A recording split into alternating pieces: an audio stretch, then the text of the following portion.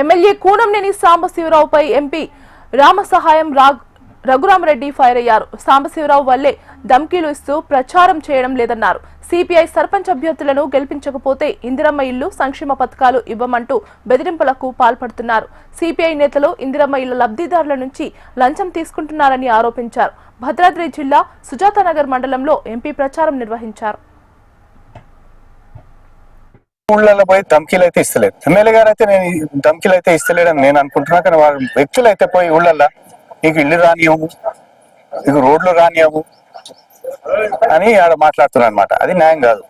సరే, ఎమ్మెల్యే గారు నాకు సాయం చేసినో, నేను ఎమ్మెల్యే గారికి సాయం చేసినో అది పక్కన పెట్టండి. అది ఎట్లాగో అది నడుస్తూనే ఉంటది.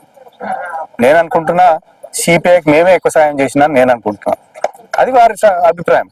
ఇప్పుడు ఊళ్ళలో మీ ఏ ఊళ్ళలో కొన్నారో పోనీయండి, ఆయనకు వ్యతిరేకం చేసిన క్యాండిడేట్లు పెట్టుకున్నారు. అది అడగదు మీరు అడగండి. అది ఆయన పెట్టిన క్యాండిడేట్లు మొత్తం ఆయనకు వ్యతిరేకం చేసిన క్యాండిడేట్లు. ఇక దాని గురించి నేను చెప్పనవసరం లేదు. ఇప్పుడు ఊళ్ళలో కొన్ని ఊళ్ళలో పోతాయి. ఇప్పుడు ఇందిరమ్మ ఇండ్లు ఉన్నాయి, కమిటీలు వేశారు, డబ్బులు అడుక్కుంటుండ్రు.